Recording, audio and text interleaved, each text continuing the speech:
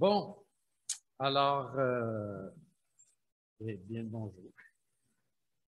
Stéphane, il y a une bénédiction dans l'Ancien Testament et c'est chez Moïse qu'on la trouve, que j'ai essayé de mémoriser. En fait, que je mémorise de temps à autre, puis je l'oublie toujours, mais elle dit à peu près ceci, puis vous allez la reconnaître. Pour ton séjour, que le Seigneur te bénisse et qu'il te garde, et se fasse luire sa face sur toi et qu'il te dirige. Et puis là, il manque un petit bout, mais voilà pour toi. Bon, oui, effectivement, on a entrepris, pas la semaine passée, mais le mois passé, j'étais avec vous, puis depuis plusieurs mois, on a entrepris une série, J'ai le goût du bonheur. J'ai le goût du bonheur. Et on va continuer aujourd'hui. Petit rappel, simplement pour se souvenir un petit peu. Je vous ai dit que pour explorer ce thème-là, j'ai le goût du bonheur, je partais d'une perspective chrétienne qui puise aux sources de la révélation biblique. Évidemment, je regarde ce que la Bible dit sur cette question. Et j'ai aussi précisé que le bonheur, c'est un état qui découle de notre communion avec Jésus-Christ. Et qu'il existe certaines pratiques qui nous permettent d'entretenir, de développer, de soigner notre relation avec Jésus-Christ. Et c'est en soignant cette relation-là qu'on met en place des conditions qui vont favoriser le bonheur. Parce que le bonheur, ce n'est pas quelque chose d'automatique. Et comme je l'ai dit, c'est quelque chose de fluctuant et dynamique, quand ça bouge. Et donc, on peut mettre en place des conditions qui favorisent, en fait, qui développent, qui soignent notre relation avec Jésus-Christ, et tout ça favorise chez nous le bonheur. Parce que tous les êtres humains ont le goût du bonheur. Alors, jusqu'ici, dans ces pratiques, on en a vu 3, si mon souvenir est bon, et on va demander à Ginette de les afficher, si elle est capable. La Luna. Je parle espagnol ici. Non? Alors, savoir que nos actes mauvais sont pardonnés, ça c'est une des conditions. Quand on sait qu'on est pardonné, heureux l'homme à qui l'Éternel n'impute pas le péché. Ou heureux celui qui sait que sa faute a été pardonnée. Alors, savoir que nos actes mauvais sont pardonnés. La deuxième pratique ou condition qu'on a vue, c'est harmoniser ce que nous croyons avec la parole de Dieu. Quelles sont les valeurs qui sont enseignées dans les Écritures par Jésus, par les prophètes, et que l'on peut mettre dans nos vies pour que notre vie ait des conditions pour que ce bonheur. Agir en concert. La troisième, c'est agir en cohérence avec ce que nous croyons. C'est-à-dire que c'est une chose de savoir qu'il faut s'aimer les uns les autres. Il faut agir en cohérence avec ça. Et je lisais un roman il n'y a pas si longtemps. Et là, je l'ai fait. C'est une citation, mais je ne devrais pas faire ça, dirait ma femme. Mais ouais, c'est un roman, je ne le trouverai pas. Je l'ai photographié la page. Ouais, ben, je la trouve. Bon, okay. Ah, là, voilà. Écoutez bien ça. J'étais surpris de lire ça, mais parce que ça donc, c'est un maître, si vous voulez, qui parle à son apprenti, n'est-ce pas? En fait, c'est 2 scientifiques qui travaillent dans un laboratoire, puis un, c'est le chef du laboratoire, qui est un savant. Il parle à son apprenti, puis il parle de situations de conflit entre différents scientifiques. Puis il dit ceci, il s'appelle Pasquier, l'apprenti. Puis il dit, Pasquier, c'est que, voyez-vous, on est très pauvre et dépourvu quand on veut faire le bien. Ce n'est pas comme pour le mal, où tout est vraiment plus facile. Et ça m'a frappé, ça, parce que ça a été écrit, ça, cet auteur-là, il a écrit dans les années 40. Puis ça rejoignait mon expérience quelque part. Hein? On est pauvre pour faire le bien. Puis c'est ce que Jésus dit aussi. Hein? En fait, le Nouveau Testament, C'est tellement facile de faire le mal. Ceci étant dit, c'était pour dire qu'il faut mettre notre vie sur une croyance en cohérence avec la parole de Dieu. Excusez-moi, je mets ça juste pour voir. Jésus avait ce problème-là.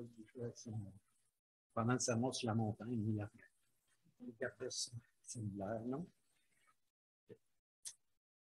Alors aujourd'hui, on va ajouter une autre condition, c'est la quatrième, avoir conscience que nous donnons sens à notre vie en contribuant à une cause ou à un projet à la fois significatif et plus grand que soi. On pourrait résumer ça en disant, on donne sens à notre vie en participant à un projet plus grand que soi. Et ça, les Écritures le démontrent, le disent de différentes façons, mais les psychologues aujourd'hui nous le disent. Tous les êtres humains ont besoin d'avoir un sens à leur vie et participer à quelque chose de significatif et de plus grand que soi contribue à donner sens à notre vie. Voici quelques illustrations. Une, en fait, par la négative peut-être, mais isolement et dépression, j'ai appelé ça comme ça, mais depuis le début de la pandémie qui est due à la COVID-19, nous avons eu à nous soumettre à des mesures de confinement et d'isolement et les contacts sociaux ont été ramenés à leur minimum, ce qui a entraîné un sentiment d'isolement qui a été fortement ressenti par une grande partie de la population. Et une des conséquences de ce sentiment d'isolement qui a été observé et noté par plusieurs intervenants sociaux, qu'ils soient psychologues, travailleurs sociaux, etc., une des conséquences qui a été observée, c'est l'accroissement de l'état de dépression psychologique au sein de la population. Les gens ne ressentant plus qu'ils font partie d'un grand tout, dépriment. On a besoin de participer à quelque chose de plus grand que nous. Le deuxième exemple, c'est l'adhésion au mouvement complotiste. Il y a quelques mois, j'ai assisté à une conférence virtuelle de l'Université de Montréal sur le phénomène des fausses nouvelles. Et un des participants à cette conférence-là a demandé aux conférencières pour quelles raisons les gens adhèrent à des théories complotistes. Et un des éléments de réponse donnés par une des conférencières, c'est le besoin propre des êtres humains de participer à quelque chose de plus grand qu'eux. Et le complot permet d'adhérer à quelque chose qui est plus grand qu'eux. Il y a un complot, là. On est victime de ce complot-là. Bien là, ça nous donne le sens qu'on comprend quelque chose, qu'on fait partie de ceux qui comprennent, puis ça entraîne une adhésion. Je trouvais ça intéressant. Le troisième élément que je veux parler, c'est l'appartenance à l'Église. Le sentiment d'appartenance à l'Église. Hein? Suite aux deux observations qu'on vient de faire, c'est-à-dire que le sentiment d'isolement a entraîné une augmentation de la dépression psychologique chez la population. Et puis, le sentiment de participer à un complot, ça donne l'idée qu'on participe à quelque chose de gros, de plus grand que soi. Ça donne un sens à notre vie. Bien, suite à ces observations-là, j'aimerais dire un mot sur l'appartenance à l'Église. Le sentiment d'appartenance à l'Église, c'est aussi une réponse à ce besoin. Puis, si vous êtes là ce matin, c'est probablement que vous avez un certain sentiment d'appartenance. Comment? Ah oui, ben c'est ça. Oui, oui, oui. On a pas... Oui, ensemble. Alors, on va dire, oui, il y a ce sentiment d'appartenance. Donc, j'entends déjà la question. Parce que là, j'ai parlé de l'isolement, des groupes complotistes, puis j'arrive à l'Église, puis je dis ça aussi. Alors, j'entends déjà la question, est-ce que le sentiment d'appartenance que nous avons d'appartenir à l'Église, c'est seulement une réponse à un besoin qui est humain, ce besoin humain d'appartenir à quelque chose de plus grand que soi? dirais pas seulement, mais en partie. Dieu nous a créés ainsi. Qu'est-ce que vous voulez qu'on fasse? Dieu nous a créés comme ça. Et notre besoin d'appartenance à quelque chose, notre besoin de... On est des êtres sociaux. C'est comme ça que Dieu, il n'est pas bon que l'homme soit seul, et la femme aussi. Hein? Il n'est pas bon que l'être humain soit seul. Dieu nous a créés des êtres de relation. Alors, ce besoin d'appartenir, de participer, de contribuer, fait partie de ce que nous sommes comme êtres humains. Alors, participer à l'Église, ben, c'est une façon de répondre à ce besoin-là que Dieu a mis en nous. Et comme je l'ai dit, participer à un groupe complotiste ou à un gang de rue, c'est aussi une manière de répondre à ce besoin-là. Oh. Parce qu'appartenir à l'Église et participer à une gang de rue ou à un groupe complotiste, c'est la même chose. Bien, si vous comprenez ce que je viens de dire, là, vous comprenez aussi que ce besoin-là, il est intrinsèque à l'être humain. On a tous ce besoin d'appartenir là, mais qu'il y a de bonnes façons et de mauvaises manières de répondre à ce besoin-là, comme la plupart des besoins qui sont propres aux êtres humains. Dieu a mis des besoins en nous. Il y a des bonnes façons de répondre à ces besoins-là, il y a des mauvaises façons de répondre à ces besoins-là.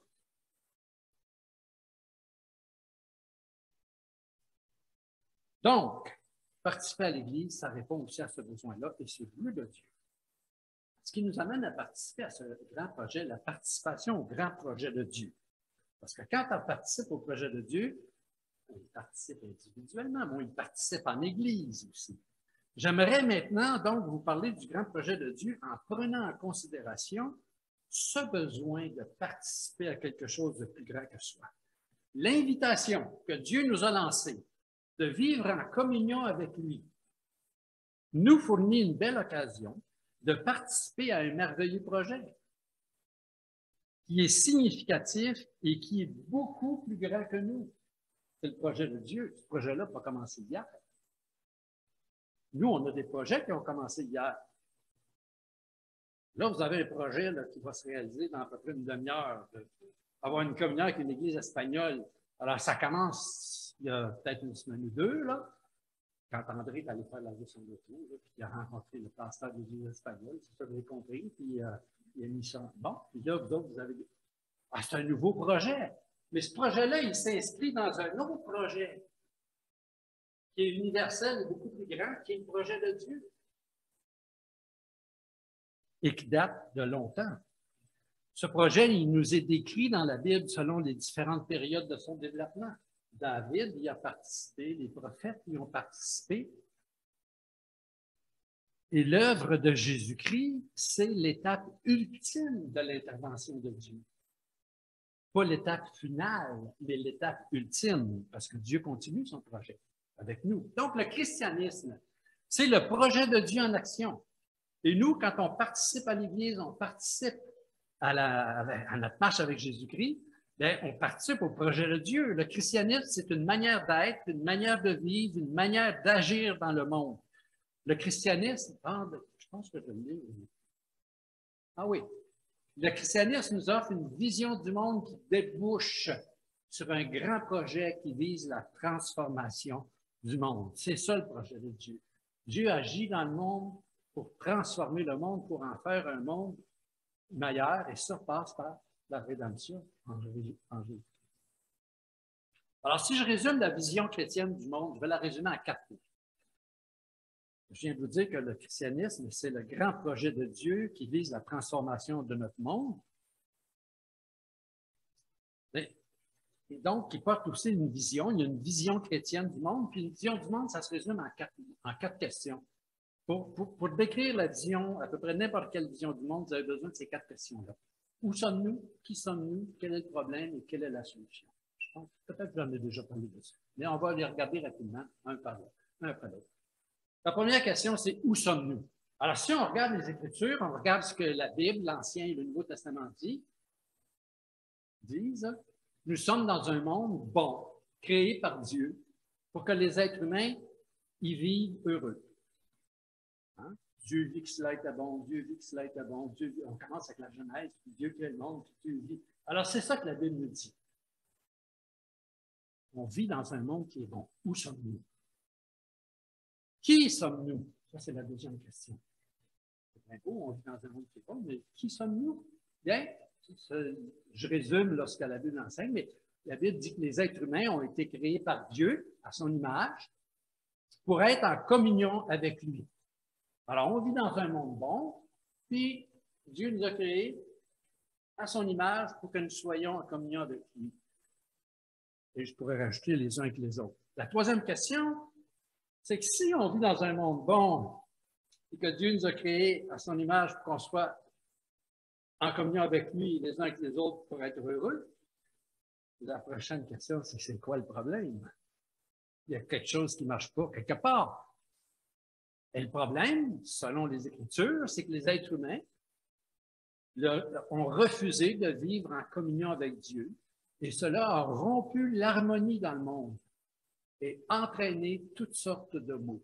Alors, le problème, on résume ça en 5 lettres, je pense, péché. Le péché, c'est quoi? C'est ce refus de vivre en harmonie avec l'invitation de Dieu, avec ce que Dieu nous demande de faire ou nous indique que nous devrions faire pour être heureux et pour l'adorer. C'est ce refus-là, c'est ça le problème. Alors, s'il y a un problème, ça prend une solution. Qu'est-ce que l'Écriture nous dit sur la solution? Bien, la solution, selon la Bible, c'est que Dieu lui-même est venu nous rédimer, pour rédimer les êtres humains en Jésus-Christ. Et il nous invite à participer à ce grand projet de rédemption de l'humanité et de transformation du monde. Le voilà, le grand projet de Dieu. Dieu a créé le monde, oui, Dieu a créé le monde bon. Il a créé les êtres humains pour y vivre et être en communion les uns avec les autres et avec lui. Il y a un problème, c'est le péché, le refus de vivre selon les enseignements de Dieu. Et Dieu a trouvé une solution, c'est la rédemption en Jésus-Christ. Et il nous invite à participer à ce grand projet-là. Ariel nous en a parlé tout à l'heure pendant la période de nouvelles ou d'annonces.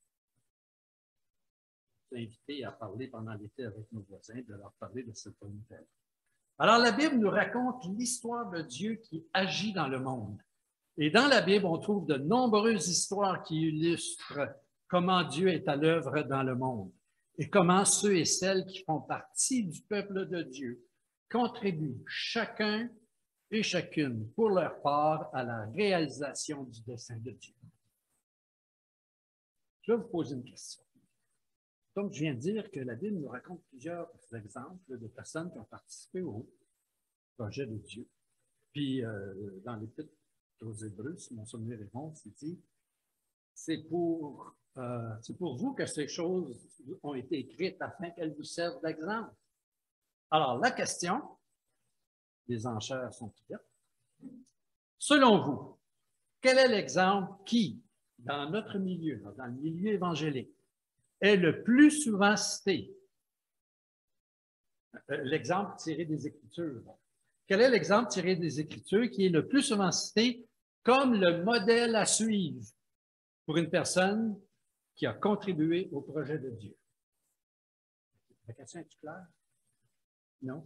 Ariel a dit non, pas clair. En d'autres termes, quand on veut parler de la participation au projet de Dieu, quel exemple on cite le plus souvent tiré des Écritures? Une personne. Paul. Paul, exact. C'est Paul. On cite Paul. Paul par-ci, Paul par-là, Paul. Le sermon sur la montagne aurait été une bonne réponse aussi si j'avais demandé, par exemple, un cadre qui nous permet de comprendre comment vivre. Là, je parlais d'une personne. Et le plus souvent, là, c'est Paul. Je sais, j'ai enseigné à l'IDL et à l'ETEM pendant des années. J'ai entendu des prédications, 50 ans, 51 ans que je suis chrétien. J'ai entendu, c'est Paul qu'on sait. J'ai rien contre Paul, comprenez-moi bien. En effet, l'apôtre Paul a servi Dieu d'une manière exceptionnelle. Lisez les Actes des Apôtres, ses épîtres. Paul a servi Dieu d'une manière exceptionnelle. Cependant, je trouve qu'il y a un effet potentiellement nocif à citer presque exclusivement cet exemple. Pour quelle raison? Probablement, vous m'avez entendu en parler, parce que ça m'arrive assez souvent. Pour quelle raison est-ce que je pense que c'est potentiellement nocif de citer presque exclusivement l'apôtre Paul? Bien, parce qu'il y a très peu d'entre nous qui avons les qualités exceptionnelles d'entrepreneurs qui caractérisaient l'esprit missionnaire de Paul. Ce qui fait que s'identifier à Paul, c'est parfois difficile. Parce qu'on n'a pas son talent, on n'a pas ses caractéristiques entrepreneuriales pour partir en voyage à travers le monde comme ça. Puis dans certains cas, non seulement on a de la difficulté, mais dans certains cas, ça génère de la culpabilité parce qu'on se compare. On dit, oh, je suis toujours en bas de la coche. Alors là, il y a un problème. Par conséquent, si nous avons là l'unique exemple qui est donné comme le modèle à suivre pour participer au projet de Dieu, et si pour plusieurs, il est difficile de s'identifier avec le ministère de l'apôtre Paul, bien, ça devient difficile d'imaginer comment on peut contribuer au projet de Dieu. Et puis après quelques années, finalement, on dit, ben regarde, quand la chose devient trop difficile, vous savez, j'ai fait des études en orthopédagogie, là, puis on me disait, puis même Piaget a mis ce principe-là, il a dit, pour que l'apprentissage soit fait, là, il faut que ça soit assez difficile pour que ça représente un défi pour se dépasser, mais pas trop, parce que ça devient un défi qui est décourageant.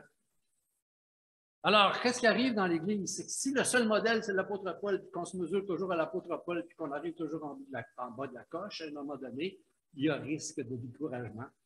Et qu'est-ce qui arrive avec les gens qui se découragent? Hein? On se tord sur le côté. Alors, en tenant compte de ce que je viens de vous dire, je voudrais vous montrer ce matin que chacun et chacune de nous est invité par Dieu à participer à son grand projet tel que nous sommes. Et j'en veux pour preuve les nombreuses histoires qui se trouvent dans la Bible qui illustrent comment ceux et celles qui font partie du peuple de Dieu ont contribué, chacun et chacune pour leur part, à la réalisation du grand dessein de Dieu. Il n'y a pas juste l'apôtre Paul. Là, mais que je le rencontre, là, il va dire hey, Théo. Il va dire parle de moi là, de façon. Non, je n'en ai rien contre l'apôtre Paul. Mais c'est contre l'utilisation excessive de cet exemple. Parce que dans les Écritures, il y a de nombreux exemples de personnes qui ont contribué, chacun pour leur part, chacune pour leur part, à la réalisation du grand dessein de Dieu. Observez que parmi ces personnes, on a des gens de toutes les catégories. Faites la liste l'après-midi, sur le bord de la piscine, sortez votre crayon, faites la liste des personnes qui ont participé. Vous allez voir qu'il y a des gens de toutes les catégories. On a des rois, comme David. On a des reines, comme Esther. On nous dit, c'est pas mon cas. Tu parles de l'apôtre Paul, maintenant tu parles d'Esther. C'est pas mon cas. On en a d'autres. Il y en a qui étaient serviteurs, d'autres qui étaient servantes. On a Néhémie, Phobé. Quelques-uns étaient prophètes, d'autres étaient prophétesses. Paul a été missionnaire. Priscille et Aquilas, qui étaient des gens d'affaires, qui étaient des collaborateurs de l'apôtre Paul. Ils étaient dans le métier de la confection et de la vente et de la distribution de tentes. Joseph, le père de Jésus, le père adoptif de Jésus, Joseph a été un artisan et avec Marie, ils ont pris soin de Jésus. Luc était un médecin et aussi un rédacteur qui nous a laissé l'Évangile et les Actes. Dorcas, c'est une couturière qui faisait des tuniques qu'elle offrait aux veuves.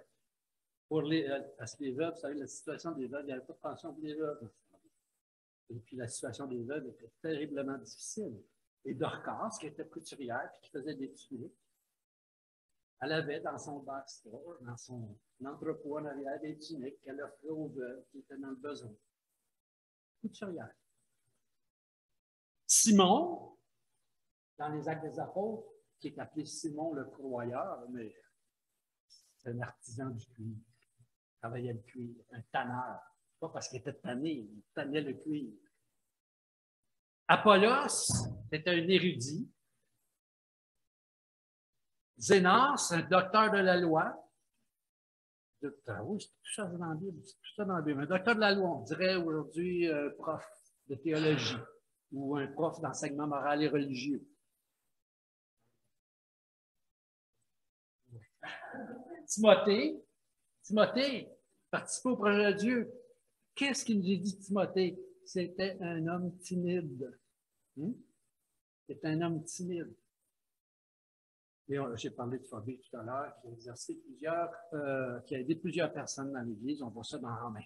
Alors, ce que je veux souligner, c'est qu'à partir de ces nombreux exemples qui sont cités dans la Bible, on peut déduire que chacun et chacune d'entre nous peut participer au projet de Dieu tel que nous sommes avec ce que nous avons.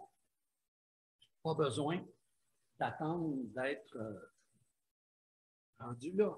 On peut participer avec ce que nous avons. Comme le petit gars qui avait 5 pains et 2 petits poissons. Il a dit au Seigneur, ouais. Le Seigneur nourrit une foule immense avec ça. Si le petit garçon avait commencé à penser à ça en affaires, à calculer, puis sortir sa calculatrice, puis dire, ça marche pas. Il y a trop de monde. Là. Ma mère s'est trompée quelque part quand elle a mis ça dans mon sac.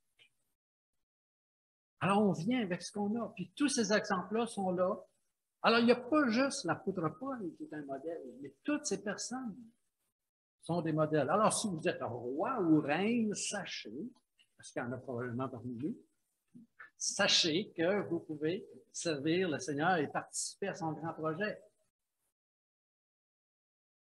Comme le dit l'apôtre Jacques, personne n'est trop petit pour que Dieu ne l'utilise. Jacques, chapitre 5, verset 17, il nous est dit d'Élie, le grand prophète. Élie était un homme de la même nature que nous. Élie était un homme de la même nature que... Là, Jacques est en train d'expliquer aux gens là, que vous pensez aux prophètes de l'Ancien Testament, vous dites, ça faisait des grandes choses. Élie est un homme de la même nature que nous. En nous donnant de nombreux exemples de personnes qui ont contribué au projet de Dieu selon les capacités qui leur étaient propres, la Bible nous informe sur le fait que la vie de chacun et de chacune d'entre nous peut s'inscrire dans le dessein de Dieu. S'engager à suivre Jésus-Christ, c'est s'engager à participer à ce que Dieu fait dans le monde et à créer une des conditions qui va nous permettre de faire émerger le bonheur. La seule condition, c'est une des conditions. Alors, j'arrive à ma conclusion en revenant aux deux exemples nommés ce matin, D'un côté, on a parlé un petit peu de l'apôtre Paul et de Joseph et Marie, de l'autre côté. Ces deux exemples qu'on a cités ce matin. Je trouve que ce sont deux exemples qui sont significatifs parce qu'ils illustrent des contributions très différentes sur la manière de participer au projet de Dieu. Paul a parcouru le monde en ayant un sens aigu qu'il participait au grand projet de Dieu. Hein? C'était clair. Quand vous lisez les Actes des Apôtres, là, c'est clair, l'apôtre Paul. Il part, puis il visite le monde, puis il fait le tour du monde, puis il revient, puis il repart. Pour Joseph et Marie, les choses n'étaient pas si évidentes. À part un voyage en Égypte, là, ils ont vécu une vie assez sédentaire et ordinaire, en prenant soin d'un enfant. C'est pas l'apôtre Paul qui voyage dans le monde, ça. Maintenant, une autre question. Pouvez-vous me dire qui d'entre eux, Paul, Marie et Joseph, a le plus contribué au grand projet de Dieu? Stéphane, il a parlé en US.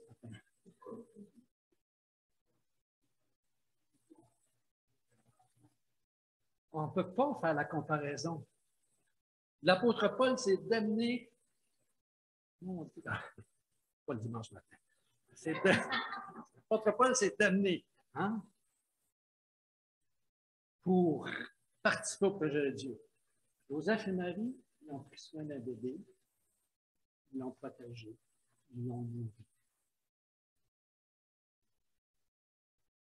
Alors, sûrement que chacun et chacune d'entre nous, entre ces deux exemples, on peut se placer quelque part, là, si c'est un continuum. Tu sais, on peut se placer quelque part. Personne n'est trop petit ou petite pour participer et contribuer au projet de Dieu. Alors, ce matin, ce que j'ai voulu faire, c'est de vous sensibiliser à deux idées importantes. D'abord, que le fait de savoir que notre vie contribue à la réalisation du grand projet de Dieu, c'est un autre des éléments qui contribuent à l'émergence du bonheur dans notre vie. Pas le seul, il y en a plusieurs, mais c'est un autre. Et ensuite, savoir que toute personne, ce que je voulais souligner, vous sensibiliser, c'est que toute personne peut participer à ce grand projet selon ses aptitudes. Et comme anabaptistes, nous croyons fermement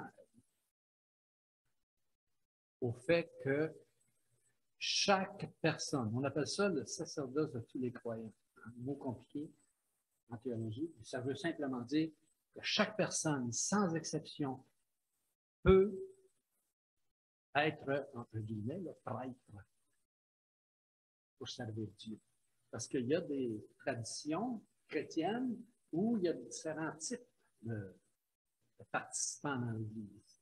Il y a ceux qui sont vraiment consacrés, il y a ceux qui sont moins consacrés. C'est la foule. Alors que dans notre tradition, on dit non, tout le monde, on a des rôles différents. Il y en a que c'est plus public, d'autres moins public. On a des rôles différents et on participe au projet de Dieu. Alors peut-être vous vous dites, oui, mais moi, là, j'ai de la difficulté à voir comment, moi, je peux participer à ce grand projet. Eh bien, vous pouvez toujours demander d'être accompagné pour vous aider à découvrir comment vous pouvez participer à ce grand projet-là. Et pas chercher les grandes choses, mais les petites choses. Si quelqu'un est fidèle dans les petites choses, le reste va venir, nous dit Jésus. Pas chercher nécessairement les grandes choses. Vous pouvez demander d'être accompagné. Et certainement, quelqu'un dans l'Église pourra vous dire, ben écoute, voici, on va trouver quelqu'un pour t'accompagner, puis tu vas dire, ça va quand prendre ta place. Alors, comme je l'ai dit, il y en a pour qui c'est visible, il y en a pour qui c'est invisible.